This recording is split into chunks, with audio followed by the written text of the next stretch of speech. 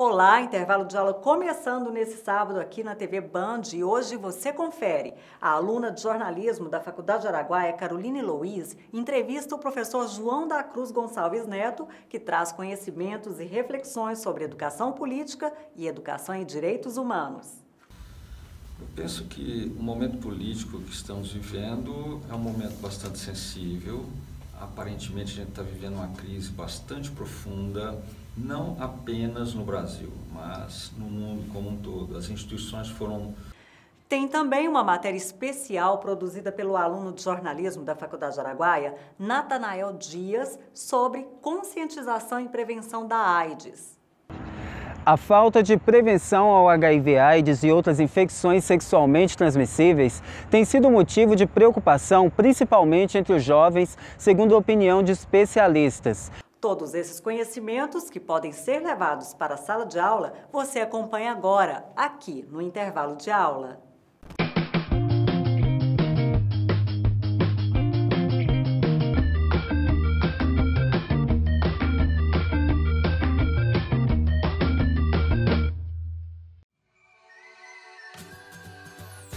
O Hotel Serras de Goiás é o lugar ideal para se hospedar em Goiânia. Com excelente localização, está situado entre os principais centros de compras, teatros e clínicas médicas do setor aeroporto e do centro da cidade, ao lado do Estádio Olímpico e o Centro de Cultura e Convenções de Goiânia. Apresentando decoração própria e singular, que lembra a antiga arquitetura da província de Goiás, quem se hospeda aqui conta com estacionamento exclusivo e acesso gratuito à internet com Wi-Fi, além de unidades preparadas para atender pessoas com necessidades especiais. Aqui, no Hotel Serras de Goiás, o sabor da boa gastronomia também faz parte do café da manhã. Hotel Serras de Goiás, a receptividade e o aconchego da cultura goiana bem perto de tudo o que você precisa. Coloque nos seus planos ter mais qualidade de vida. Coloque nos seus planos fazer o que realmente ama. Coloque nos seus planos realizar o sonho de muitas pessoas.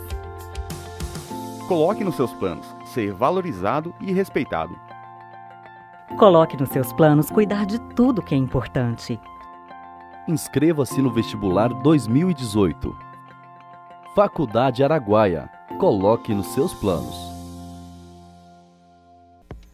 Há mais de 15 anos, a Faculdade Araguaia se dedica a formar pessoas preparadas para o mundo do trabalho e para a vida. Agora, toda a tradição de um ensino de qualidade presencial, também na modalidade à distância. Estude pedagogia ou administração à distância na Faculdade Araguaia.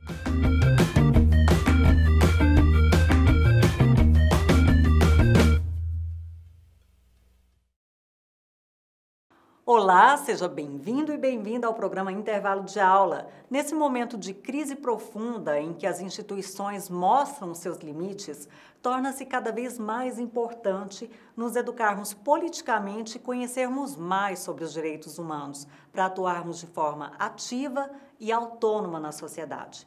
Então, para começar, a gente traz entrevista com o professor João da Cruz, que vai discutir educação política e educação em direitos humanos. Acompanhe. Olá, bom dia. Estou aqui com o professor doutor João da Cruz, ele que vai falar um pouco sobre educação política e educação em direitos humanos. Seja muito bem-vindo. Gostaria que o senhor falasse um pouco sobre educação política, educação em direitos humanos e qual a necessidade de tê-las hoje em dia. Eu penso que o momento político que estamos vivendo é um momento bastante sensível. Aparentemente a gente está vivendo uma crise bastante profunda, não apenas no Brasil, mas no mundo como um todo. As instituições foram elaboradas, construídas ao longo de muito tempo, mas principalmente a partir do século XVIII, parece que estão mostrando seus limites. A exemplo do Estado, a exemplo de todas as nossas instituições, inclusive a escola. E muito do debate público hoje é conduzido em termos superficiais ou em termos que desviam exatamente da onde deveria estar o foco. Evidentemente que a educação, a curto prazo, ela tem um alcance muito pequeno, ela tem um poder muito pequeno, né? A educação é voltada mais para o longo prazo. mas ainda assim é possível fazer algo que possa ter alguma repercussão, ainda que limitada, em termos de esclarecer os reais problemas do país, esclarecer os valores que estão embutidos em nossa Constituição, da tradição política da qual herdamos e que é importante para qualificar o debate público. Então, nesse sentido, há uma conexão íntima entre uma educação em direitos humanos e uma educação política, de forma geral.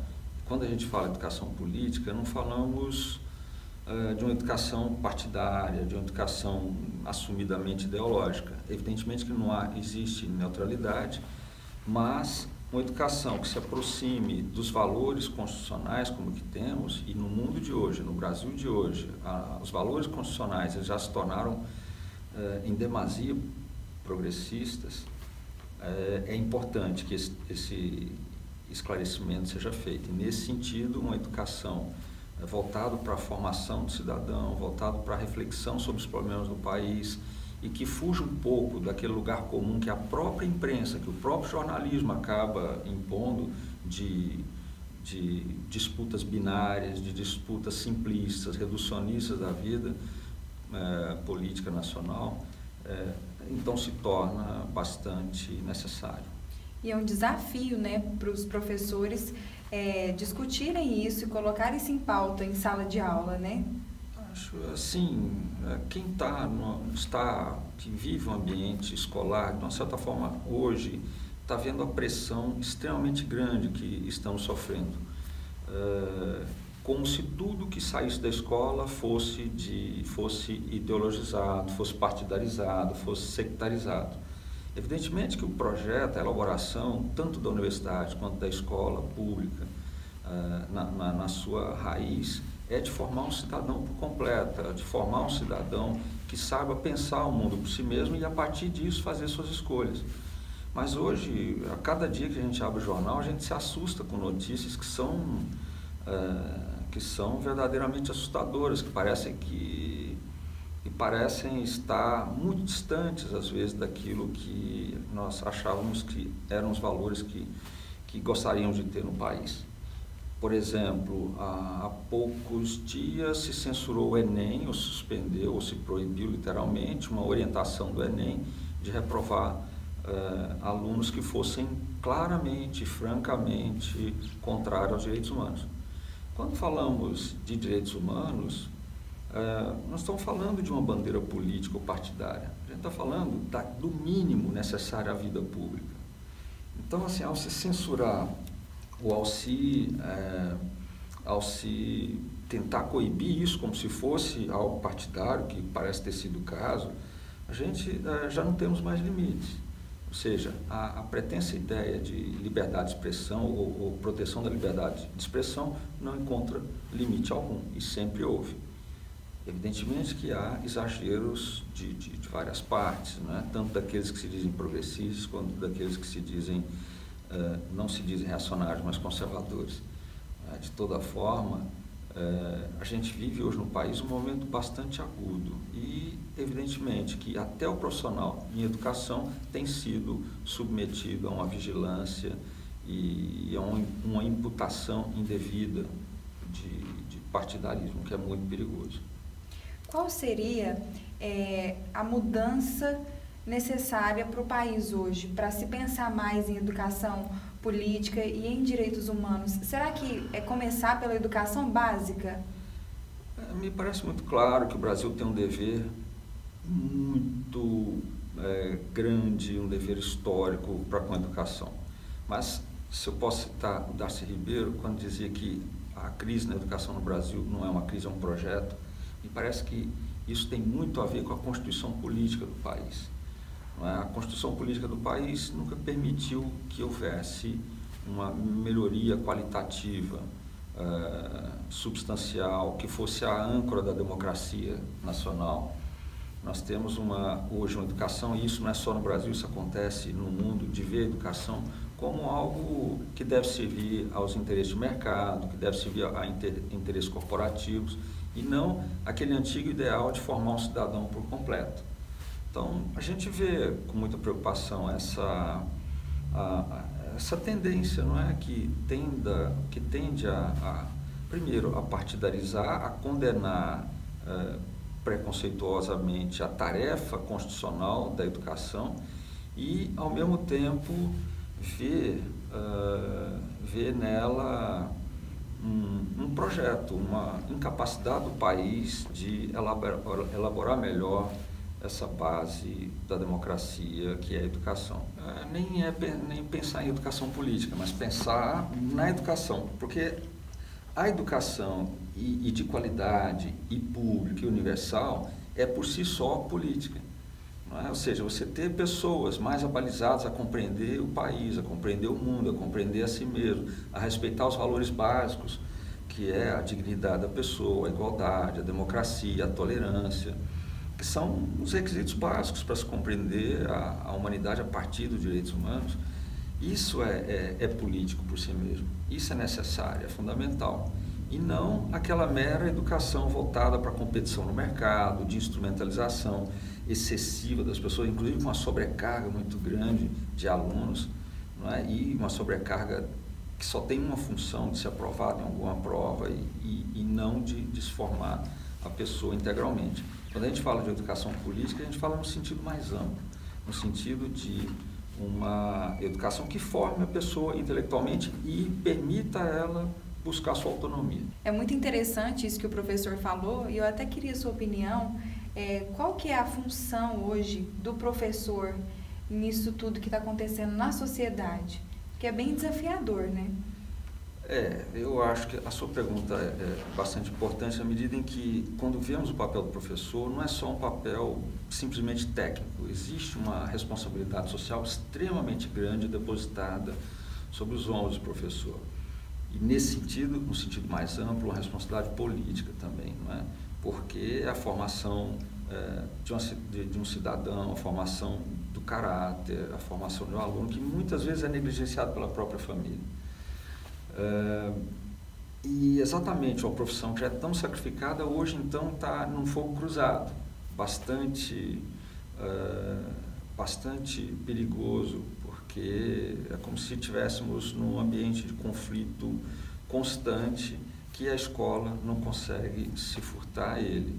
Pelo contrário, ela acaba recebendo isso de uma forma bastante aguda. Um exemplo é esse de um jovem adolescente que vai armado para a aula e tudo que a imprensa consegue discutir hoje era se bullying é correto ou não, o que se deve fazer para combater bullying. Bom, o principal da educação não é a escola que vai fornecer. Muitos agentes são educadores, às vezes muito mais potentes que a própria escola.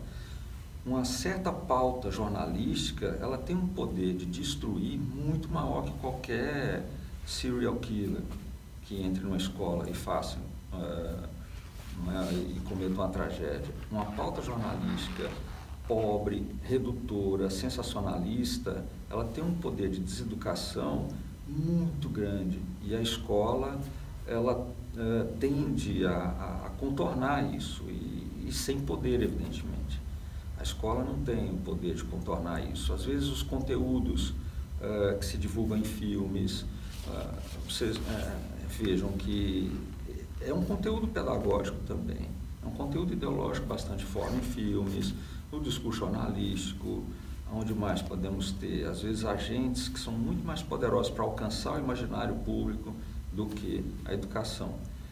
Então, só a escola, para levar toda essa responsabilidade, é pouco, é impotente em certos aspectos. Como eu disse, eu comecei no início da entrevista, o que a educação pode fazer é muito pequeno. A longo prazo, talvez a gente consiga mais, mas a curto prazo, nós não conseguimos muito.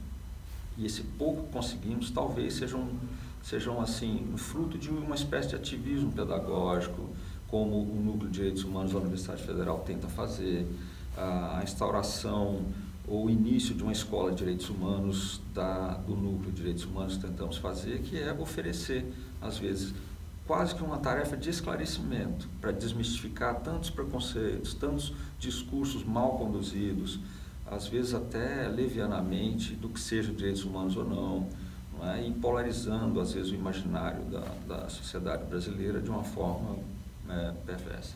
Se a escola é tão impotente, o que cabe a ela fazer nesse cenário? O que tem feito e esperar também, é claro que os professores geralmente são muito superonerados,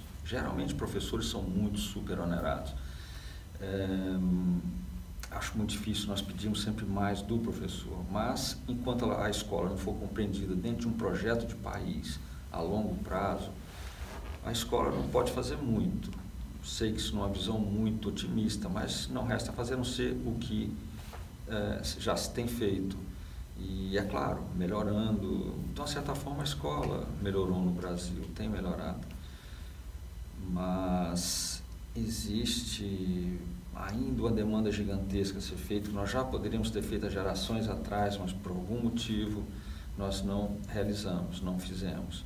Eu acho que a gente está entrando em outro movimento, um momento bastante difícil para a escola, principalmente na sua acepção mais universal, mais pública, e vamos ver o que sairá daí. A escola é extremamente demandada e cobrada, e inclusive por coisas que ela não deve fornecer, não deve servir. Na minha opinião, se a escola hoje fosse um museu, ela já atenderia completamente o seu papel institucional. Porque é na escola, de forma geral, que nós guardamos uma visão histórica da vida social, uma visão cultural, em que a gente vai transmitindo. Não é? Se a escola toda hoje fosse orientada como ela é cobrada para satisfazer valores de mercado, produtividade, e como tem crescido, né, escolas corporativas para atender simplesmente interesses corporativos, ela não faria tanto sentido realmente fora dessa demanda, né? Ou seja, o papel político, o papel cultural, o papel público dela estaria diminuído ou reduzido a nada, praticamente. Por isso que eu acho que as demandas que são feitas geralmente são demandas bastante injustas, como se tivesse que assumir uma atribuição e um papel institucional que não é dela. Ou seja, isso a gente vê com frequência. Normalmente, às vezes, economistas para criticar a escola, administradores de empresas para criticar a escola. Acho que é um papel todo mundo. Para que a gente melhore a escola é preciso de uma crítica, mas geralmente são críticas que cobram dela um papel institucional que, a meu ver, não é justo, não é correto que se cobre. Então, assim, a memória da vida social, o transporte do pensamento, o saber dos nossos antepassados, o pensamento, permitir que as pessoas se tornem cidadãs, que sejam capazes de entender o mundo no que ele é e não simplesmente ser uma função num aparelho produtivo. Esse é um papel da escola, não é? E muitas vezes o que a gente vê é uma cobrança indevida, repetindo. Certo, eu queria aproveitar a oportunidade e queria que você falasse um pouco sobre os cursos que você ministra e quem pode se inscrever.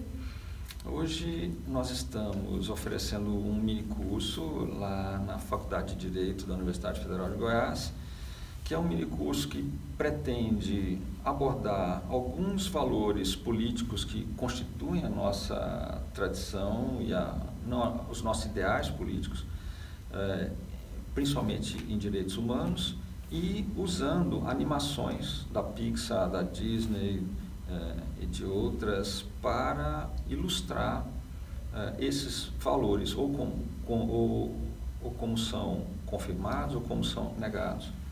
Então, usamos excertos dessas animações para ilustrar muitas vezes como que um discurso ideológico penetra em nossa mente, nossa visão de mundo de uma forma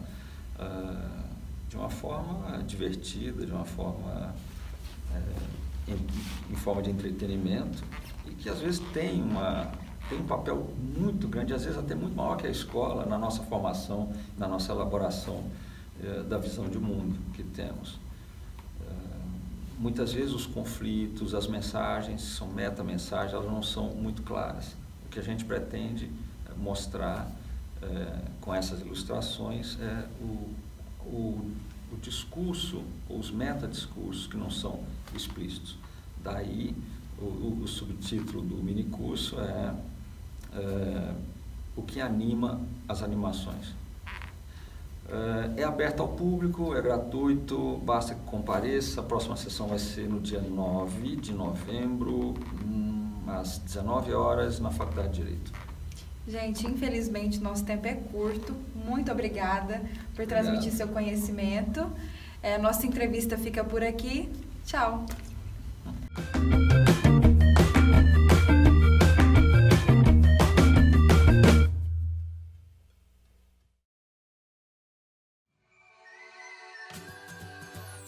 O Hotel Serras de Goiás é o lugar ideal para se hospedar em Goiânia.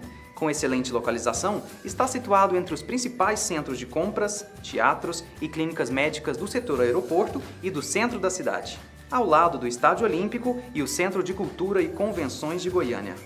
Apresentando decoração própria e singular, que lembra a antiga arquitetura da província de Goiás, quem se hospeda aqui conta com estacionamento exclusivo e acesso gratuito à internet com Wi-Fi, além de unidades preparadas para atender pessoas com necessidades especiais. Aqui, no Hotel Serras de Goiás, o sabor da boa gastronomia também faz parte do café da manhã. Hotel Serras de Goiás, a receptividade e o aconchego da cultura goiana bem perto de tudo o que você precisa. Coloque nos seus planos ter mais qualidade de vida. Coloque nos seus planos fazer o que realmente ama. Coloque nos seus planos realizar o sonho de muitas pessoas. Coloque nos seus planos ser valorizado e respeitado. Coloque nos seus planos cuidar de tudo que é importante.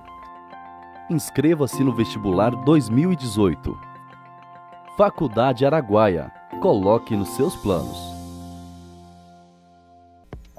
Há mais de 15 anos, a Faculdade Araguaia se dedica a formar pessoas preparadas para o mundo do trabalho e para a vida. Agora, toda a tradição de um ensino de qualidade presencial, também na modalidade à distância. Estude pedagogia ou administração à distância na Faculdade Araguaia. O time de futebol de salão feminino da Faculdade Araguaia foi campeão nos Jogos Universitários Sul-Americanos de 2017, que ocorreram em Bogotá, na Colômbia. Representar o Brasil em torneio internacional tão importante foi uma honra para a Faculdade Araguaia. Afinal, essa vitória é mais uma conquista do esporte goiano e brasileiro. É com orgulho que a Faculdade Araguaia parabeniza a todas as atletas e comissão técnica. Faculdade Araguaia, cuidando de sua natureza. Faça sua escolha valer a pena. Deixe sua marca no mundo. Construa sonhos. Cuide dos maiores tesouros da terra. Comunique com o mundo. Ensine e aprenda. Planeje e conduza resultados. Faculdade Araguaia, cuidando de sua natureza.